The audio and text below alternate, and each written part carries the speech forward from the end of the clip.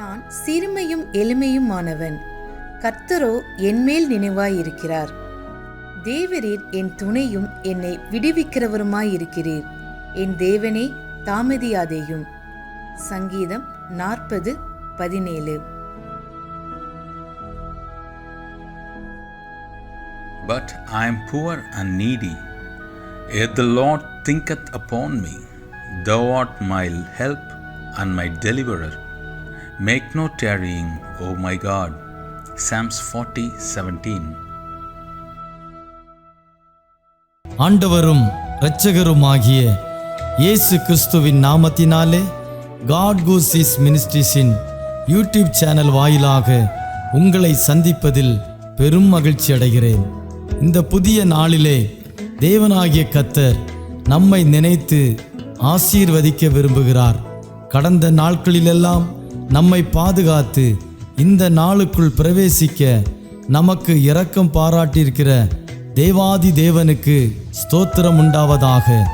அவருடைய இரக்கங்களும் அவருடைய தயவும் அவருடைய கிருபையும் நம்மை ஒவ்வொரு நாளும் பின்தொடர்ந்து கொண்டிருக்கிறதினாலே தொடர்ந்து நாம் கர்த்தருக்கு நன்றியுள்ளவர்களாய் இருப்போம். கர்த்தர் நமக்கு சொன்னவைகளையெல்லாம் நிச்சயம் நமக்கு செய்யத்தான் போகிறார். தேவன் செய்ய போகிற அதிசயமான காரியங்களை எதிர்நோக்கி காத்திருப்போம். நம்முடைய நம்பிக்கையிலே விசுவாசத்திலே உறுதியாய் நாம் தரித்திருப்போம். தேவனாகிய கர்த்தர் ஒவ்வொரு நாளும் நம்மோடு பேசும்படியாய் கொடுக்கிற ஒவ்வொரு வார்த்தைகளையும் பற்றி கொள்வோம். ஏனெனில் கர்த்தருடைய ஒவ்வொரு வார்த்தையிலும் ஜீவனுண்டு.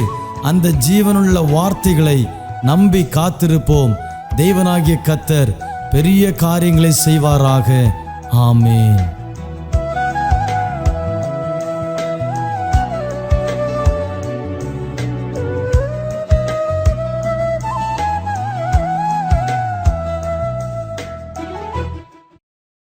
கர்த்தருடைய பரிசுத்த நாமம் மகிமைப்படுவதாக. ஆசீர்வாதமான இந்த நாளிலும் காட் ஹூசிஸ் மினிஸ்ட்ரீஸ் மூலமாக உங்களை சந்திப்பதில் பெருமகிழ்ச்சி அடைகிறேன்.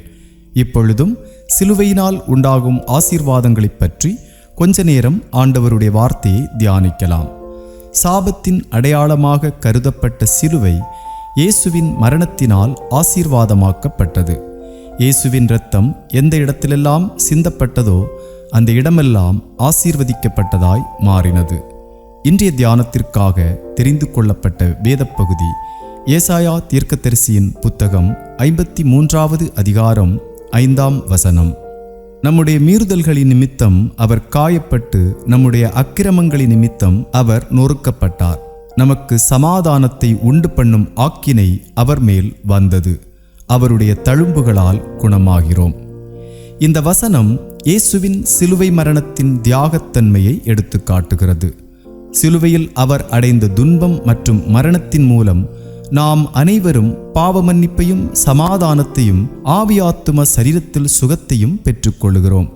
இயேசுவின் சிலுவை மரணம் மனுக்குலத்திற்கு கொண்டு வரும் ஆசீர்வாதத்தின் சாரத்தை இந்த வசனம் படம் பிடித்து காட்டுகிறது.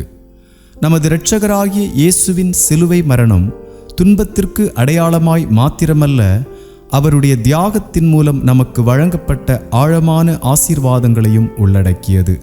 சிலுவை என்பது வேதனையின் சின்னம் மட்டுமல்ல, நம்பிக்கை, மீட்பு, நல்லிணக்கம், மறுசீரமைப்பு ஆகியவற்றின் கலங்கரை விளக்கமுமாகும்.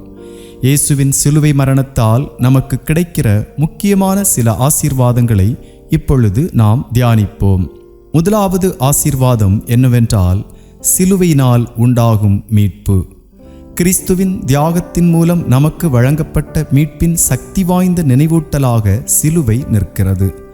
இயேசு தமது மரணத்தின் மூலம் மனுக்குலத்தின் பாவங்களுக்காக முழு கிரயத்தையும் செலுத்தி நமக்கு மன்னிப்பையும் இரட்சிப்பையும் வழங்கினார். சிலுவையின் மீது சிந்தப்பட்ட இரத்தம் நமது மீட்பின் கிரயமாகவும் நம்முடைய மீறுதல்களை அழிக்கிறதாகவும் தேவனோடு நம்மை ஒப்புரவாக்குகிறதாகவும் இருக்கிறது. இயேசு சிலுவையில் செய்த தியாகத்தால் நாம் பாவத்தின் அடிமைத்தனத்திலிருந்து விடுதலையாக்கப்பட்டு பரலோக பிதாவின் அன்பின் அரவணைப்புக்கு உள்ளாகிறோம். நாம் ஏன் மீட்கப்பட வேண்டும்? மீட்கப்பட வேண்டியதன் அவசியம் என்ன? மீட்பின் அளவை நாம் முழுமையாக புரிந்து கொள்ளுவதற்கு முன் அதற்கான நமது தேவையை நாம் முதலில் அறிந்து கொள்ளுவது அவசியம். எல்லாரும் பாவம் செய்து தேவ மகிமையற்றவர்களானார்கள் என்று ரோமர் 3:23 சொல்லுகிறது. எல்லா ஆசீர்வாதத்திற்கும் ஆதாரமாயிருக்கிற தேவனிடமிருந்து பாவம் நம்மை பிரித்து ஆவிக்குரிய மரணத்திற்கு நம்மை ஆளாக்கினது. தேவனுக்கு விரோதமான நம்முடைய கலகம் நியாய தீர்ப்புக்கும் தேவனிடமிருந்து நிரந்தரமாக பிரிவதற்கும் நம்மை இட்டுச் சென்றது. இப்படிப்பட்ட பரிதாப நிலையில் இருந்த நம்மை மீட்டுக்கொள்ள தேவன் தாமாகவே கிரயம் செலுத்த முடிவெடுத்தார். சிதைந்து கிடந்த நம்மை மீட்டெடுப்பதற்காக தேவன் தம்முடைய ஒரே பேரான குமாரனாகிய இயேசுவை நம்முடைய பாவங்களுக்கான தண்டனையை சுமக்க அனுப்பினார். இதிலிருந்து தேவன் நம்மீது வைத்த அவருடைய ஆழமான அன்பை நாம் உணர்ந்து கொள்ள முடிகிறது. சிலுவை மரணம் இயேசுவின் தியாக அன்பின் இறுதி வெளிப்பாட்டை குறிக்கிறது. ஏனெனில் நம்முடைய மீட்பிற்கான கிரயத்தை செலுத்த இயேசு தாமாகவே விருப்பப்பட்டு தமது ஜீவனை கொடுத்தார். நம்மை தேவனோடு ஒப்புரவாக்கும் பொருட்டு தாங்கொண்ணா துயரத்தையும் அவமானத்தையும் அவர் சகித்தார். நம்முடைய பாவங்களின் பாரத்தை தமது தோள்களில் சுமந்தார். சிலுவையின் மூலம் பெறப்பட்ட மீட்பு என்பது பரிவர்த்தனை பரிமாற்றம் மட்டுமல்ல, அது தேவ கிருபையின் மறுரூபமாக்கும் செயலாகும். தம்முடைய மரணம் மற்றும் உயிர்த்தெழுதல் மூலம் இயேசு பாவம் மற்றும் மரணத்தின் அதிகாரத்தை உடைத்து நம்மெல்லாருக்கும் பாவ மன்னிப்பையும் ஒப்புரவாகுதலையும் புது வாழ்வையும் வழங்கினார்.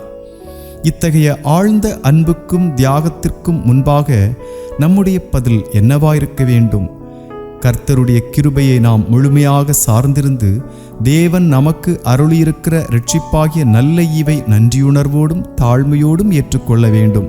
அதாவது பாவத்திலிருந்தும் சுயசார்பிலிருந்தும் விலகி கிறிஸ்துவின் ஆளுகைக்கு நம்முடைய வாழ்க்கையை முழு மனதுடன் ஒப்படைப்பதும், அவருடைய கட்டளைகளுக்கு கீழ்ப்படிந்து நடப்பதும், இயேசுவின் அன்பையும் சேவையையும் முன்மாதிரியாக கொண்டு அவரை பின்பற்றி இரட்சிப்பின் சுவிசேஷத்தை மற்றவர்களுடன் பகிர்ந்து கொள்வதுமாகும்.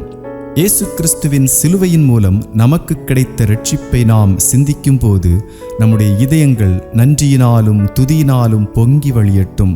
தேவன் நம்மீது வைத்திருக்கின்ற அன்பின் ஆழத்தையும் நம் ஆத்துமாவின் மீது அவர் வைத்துள்ள அளவிட முடியாத மதிப்பையும் கண்டு நாம் வியந்து போவதை ஒருபோதும் விட்டுவிடக்கூடாது. மேலும் பரிசுத்த ஆவியானவரால் ஒவ்வொரு நாளும் கர்த்தர் நமக்கு அருளிய மீட்பின் வெளிச்சத்தில் நடந்து நீதியை நடப்பித்து சிலுவையில் இயேசுவின் தியாகத்தினால் உண்டாகும் மறுரூபமாக்கும் வல்லமையை குறித்து சாட்சியாயிருப்போம். இரண்டாவது ஆசீர்வாதம் என்னவென்றால், சிலுவையினால் உண்டாகும் ஒப்புரவாகுதல். சிலுவையானது நம்மை தேவனோடு ஒப்புரவாக்கும் பாலமாக செயல்படுகிறது.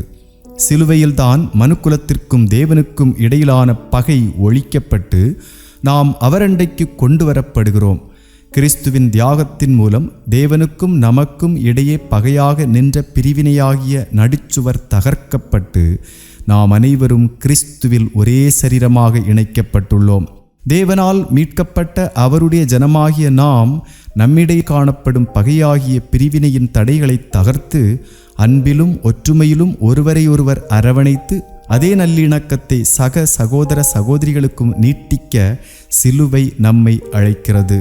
இயேசுவை பின்பற்றுகிறவர்களாகிய நாம் சமாதானம் மற்றும் மன்னிப்பின் செய்தியை உலகிற்கு எடுத்துச் செல்லும் சமாதான தூதர்களாக இருக்கவும் அழைக்கப்பட்டுள்ளோம்.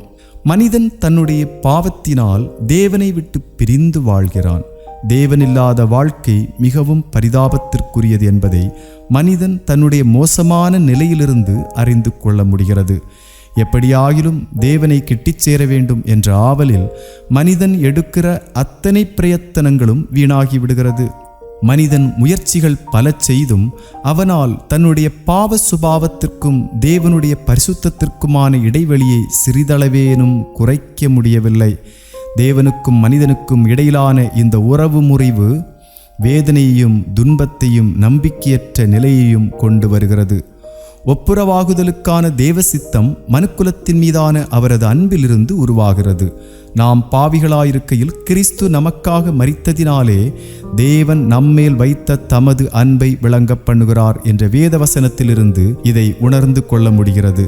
சிலுவையானது தேவனுடைய ஆழமான அன்பின் அடையாளமாகவும் அவருடனான நமது உடைந்த உறவை மீட்டெடுப்பதற்கான அவரது ஏக்கமாகவும் உள்ளது. இயேசு உலகத்தின் பாவங்களை தம்மீது ஏற்றுக்கொண்டு நாம் அடைய வேண்டிய ஆக்கினையை அவர் அனுபவித்தார். அதே வேளையில் தமது நீதியையும் கிருபையையும் நித்திய ஜீவனையும் நமக்கு வழங்கினார். இந்த பரிமாற்றம் நமது தகுதியின் அடிப்படையில் அல்ல, மாறாக தேவனுடைய கிருபை மற்றும் இரக்கத்தின் அடிப்படையில் அவரை விசுவாசிக்கும் அனைவருக்கும் இலவசமாக அருளப்படுகிறது. சிலுவையில் இயேசுவின் தியாகத்தின் மூலம் நாம் தேவனோடு ஒப்புரவாகுதலுக்கு உட்பட்டு அவருடனான சரியான உறவை மீட்டெடுக்கிறோம். ஒப்புரவாகுதலினால் தேவனுடைய பிள்ளைகளான நாம் இனி பாவத்திற்கு அடிமைகள் அல்ல, மாறாக நாம் அனைவரும் தேவனுடைய புத்திரர்களும் ராஜ்யத்தின் சுதந்திரருமாய் ஏற்றுக்கொள்ளப்படுகிறோம். இந்த ஒப்புரவாகுதல் சமாதானத்தையும் மகிழ்ச்சியையும் நம்பிக்கையையும் நமக்கு தருவதோடு தேவனுடைய அன்பையும் அவருடைய பிரசன்னத்தையும் நம்முடைய வாழ்வில் முழுமையாக அனுபவிக்கவும் அனுமதிக்கிறது. தேவனோடு ஒப்புரவாக்கப்பட்ட நாம் ஒருவரை ஒருவர் நேசிக்கவும், நாம் மன்னிக்கப்பட்டதைப் போல பிறரை மன்னிக்கவும், உடைந்த உறவுகளை குணப்படுத்தவும் அழைக்கப்படுகிறோம். சக மனிதர்களுக்கு அன்பையும் இரக்கத்தையும் வழங்குவதன் மூலம் சிலுவையின் மறுரூபமாக்கும் வல்லமையை நம்முடைய வாழ்வில் பிரதிபலிக்கிறோம். அன்பானவர்களே, இயேசுவின் சிலுவை மரணத்தின் மூலம் நமக்கு கிடைத்த ஒப்புரவாகுதல் நம் வாழ்க்கையையும் நம்முடைய நம்பிக்கையையும் தொடர்ந்து வடிவமைக்கும் ஒரு மகத்தான உண்மையாயிருக்கிறது. தேவகுமாரனாகிய இயேசு கிறிஸ்துவின் தியாகத்தின் மூலம் காட்டப்படும் தேவனுடைய அன்பின் ஆழத்தை நாம் சிந்திக்கும் போது அழிந்து போகும் உலகத்திற்கு நாம் பெற்றுக்கொண்ட நம்பிக்கை மற்றும் இரட்சிப்பின் செய்தியை பகிர்ந்து கொண்டு ஒப்புரவாகுதலின் தூதுவர்களாக வாழ பிரயாசப்படுவோம். நமக்கு வழங்கப்பட்ட தெய்வீக பரிமாற்றத்தை தழுவிக்கொண்டு தேவனோடும் சக மனிதர்களோடும் அன்பை வெளிப்படுத்தி வாழ்வோம். மூன்றாவது ஆசீர்வாதம் என்னவென்றால் சிலுவையினால் உண்டாகும் மறுசீரமைப்பு. சிலுவையினால் நமக்கு மீட்புண்டாகி நாம் தேவனோடு ஒப்புரவாக்கப்படுகிறோம் என்பதோடு நின்றுவிடாமல் இழந்து போனவைகளை மீட்டெடுக்கும் ஆசீர்வாதமும் இதனால் உண்டாகிறது. சிலுவையினால் நம்முடைய ஆவி ஆத்துமா சரீரத்தில் சுகம் கிடைக்கிறது. இயேசுவின் சிலுவை மரணத்தால் சிதைந்து போன நம்முடைய வாழ்க்கை பூரணமடைய வழி பிறக்கிறது. அத்துடன் நம்முடைய வாழ்க்கையை மறுசீரமைப்பதிலும் சிலுவை முக்கிய பங்காற்றுகிறது. இயேசுவின் நொறுக்கப்பட்ட சரீரம் புதிய வாழ்வுக்கு உயிர்த்தெழுந்ததைப் போலவே நம்முடைய வாழ்விலும் மாற்றத்தையும் புது வாழ்வையும் அனுபவிக்க நாம் அழைக்கப்படுகிறோம். சாபத்தின் அடையாளமாக கருதப்பட்ட சிலுவை இப்பொழுது நம்பிக்கையின் அடையாளமாக மாறுகிறது. நம்முடைய வாழ்க்கை எவ்வளவு மோசமான நிலையில் இருந்தாலும் நமது அலங்கோலம் அழகாகவும், துக்கம் சந்தோஷமாகவும், நம்பிக்கையின்மை நம்பிக்கையாகவும் மாற்றப்படுகிறது. மனிதனுடைய பாவத்தினால் கெட்டுப்போன ஒரு உலகத்தில் நாம் வாழ்ந்து கொண்டிருக்கிறோம். இந்த உலகம் வலி, துன்பம் மற்றும் பாவத்தால் நிறைந்திருக்கிறது. பாவம் உலகில் பிரவேசித்த தருணத்திலிருந்து மனுக்குலம் தேவனிடமிருந்து பிரிந்து சிதைந்து போன நிலைக்கு தள்ளப்பட்டது. இந்த முறிவின் தாக்கம் நமது உறவுகளிலும் சமூகங்களிலும் ஏன் நமக்குள்ளும் வெளிப்படுவதை நாம் காண்கிறோம்.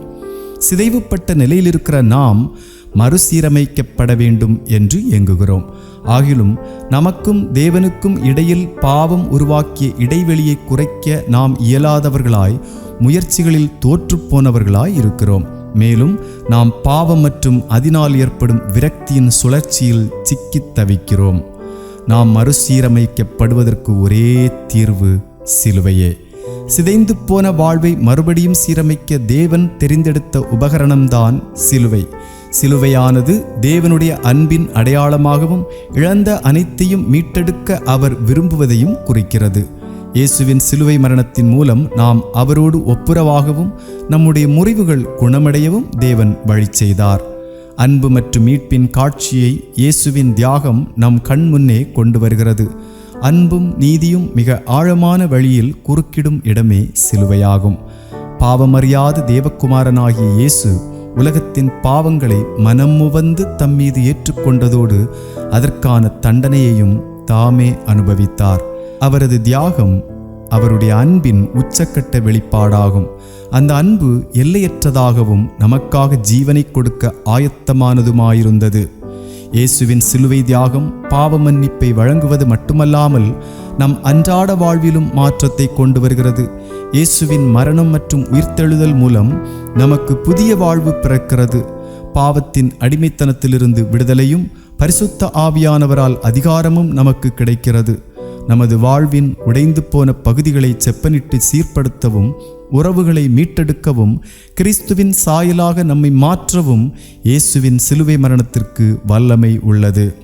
இயேசுவின் இரத்தத்தால் மீட்கப்பட்டு கிறிஸ்துவை பின்பற்றுகிறவர்களாகிய நாம் அனுதினமும் நம்முடைய சிலுவையை எடுத்துக்கொண்டு அவரை பின்பற்ற அழைக்கப்படுகிறோம். இதன் பொருள் என்னவென்றால், இயேசுவிடம் நம் வாழ்க்கையை முழுமையாக அர்ப்பணித்து அவருடைய மீட்பின் பணியை நம் இதயங்களில் வேரூன்றச் செய்து உலகில் அவருடைய மறுசீரமைப்பின் கருவிகளாக வாழ்வதும் ஆகும். பிரியமானவர்களே, சிலுவையின் ஆழமான உண்மையை ஒருபோதும் நாம் மறந்துவிடக்கூடாது. இயேசுவின் தியாகத்தினால் நாம் மீட்கப்பட்டு தேவனோடு ஒப்புரவாக்கப்பட்டு மறுபடியும் சீரமைக்கப்பட்டவர்களாய் ஒரு புதிய வாழ்வை பெற்றிருக்கிறோம்.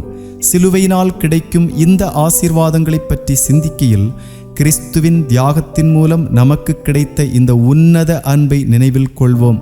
கேட்போர் அனைவருக்கும் இந்த இரட்சிப்பின் நற்செய்தியை பிரகடனப்படுத்தி சிலுவையின் நற்செய்தியை எப்பொழுதும் நம்முடன் எடுத்துச் செல்வோமாக. இயேசு கிறிஸ்துவின் சிலுவையின் மூலம் நமக்கு அருளப்பட்ட ஆழமான ஆசீர்வாதங்களை பிரதிபலிக்கும் வாழ்க்கை வாழ்வோம். ஜெபம் செய்வோம். அன்பின் பரலோக பிதாவே, இந்த நாளிலும் நீர் எங்களோடு பேசின உம்முடைய நல்ல வார்த்தைகளுக்காக ஸ்தோத்திரம். சிலுவையினால் உண்டாகும் ஆசீர்வாதங்களை குறித்து இந்த நாளில் தியானிக்க நீர் அருளின கிருபைக்காக உமக்கு ஸ்தோத்திரம். இந்த வார்த்தைகளை கேட்ட அனைவருடைய வாழ்க்கையிலும் ஒரு பெரிய மாற்றம் உண்டாகத்தக்கதாக கிரியை செய்வீராக. இயேசுவின் நாமத்தில் ஜெபிக்கிறோம் எங்கள் ஜீவனுள்ள நல்ல பிதாவே, ஆமென். கர்த்தர் தாமே நம் அனைவரையும் ஆசீர்வதித்து காப்பாராக.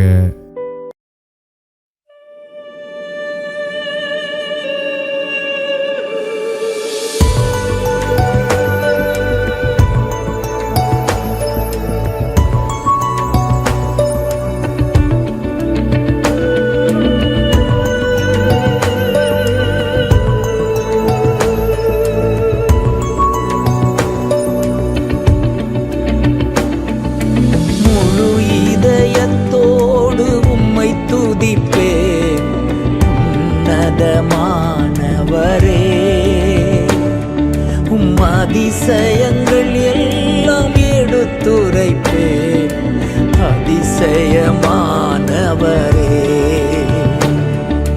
முழு இதயத்தோடு உம்மை துதிப்பே, உன்னதமானவரே. அதிசயங்கள் எல்லாம் எடுத்துரைப்பே, அதிசயமானவரே. உன்னதமானவரே, என் உறைவிடம் நீர்தானே. உன்னதமானவரே, என் உறைவிடம் நீர்தானே. உயர்த்துகிறேன், வாழ்த்துகிறேன், வணங்குகிறேன், உம்மை போற்றுகிறேன். முழு இதயத்தோடு உம்மை துதிப்பே, உன்னதமானவரே. உம் அதிசயங்கள் எல்லாம் எடுத்துரைப்பே, அதிசயமானவரே. ஒடுக்கப்படுவோர்க்கு அடைக்கலமே, நெருக்கடி வேளையில் புகலிடமே. ஒடுக்கப்படுவோர்க்கு அடைக்கலமே, நெருக்கடி வேளையில் புகலிடமே. நெருக்கடி வேளையில் புகலிடமே, நெருக்கடி வேளையில் புகலிடமே. முழு இதயத்தோடு உம்மை துதிப்பே, உன்னதமானவரே. உம் அதிசயங்கள் எல்லாம் எடுத்துரைப்பே, அதிசயமானவரே.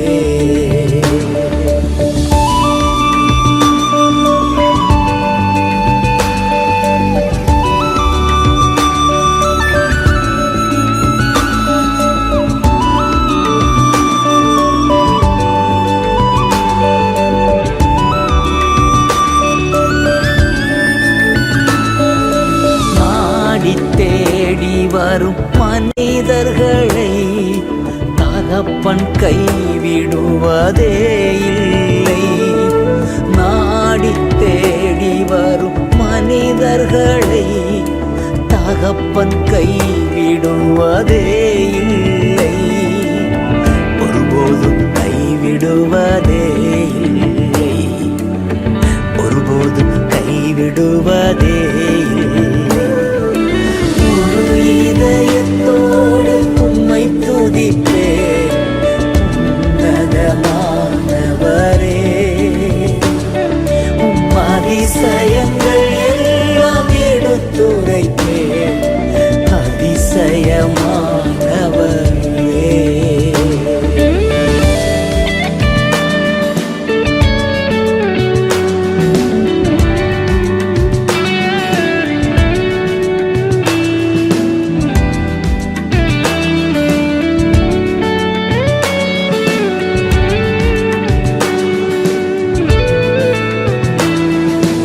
எழுந்தருளும் என் ஆண்டவரே, எதிரி கை ஓங்க விடாதேயும். எழுந்தருளும் என் ஆண்டவரே, எதிரி கை ஓங்க விடாதேயும். எதிரியின் கை ஓங்க விடாதேயும். எதிரியின் கை ஓங்க விடாதேயும். முழு இதயத்தோடு உம்மை துதிப்பேன் உன்னதமானவரே. உம் அதிசயங்கள் எல்லாம் எடுத்துரைப்பேன் அதிசயமானவரே. உன்னதமானவரே, என் உறைவிடம் நீர்தானே. உன்னதமானவரே, என் உறைவிடம் நீர்தானே. உயர்த்துகிறேன், வாழ்த்துகிறேன், வணங்குகிறேன், உம்மை போற்றுகிறேன். உயர்த்துகிறேன், வாழ்த்துகிறேன், வணங்குகிறேன், உம்மை போற்றுகிறேன். முழு இதயத்தோடு உம்மை துதிப்பேன் உன்னதமானவரே. உம் அதிசயங்கள்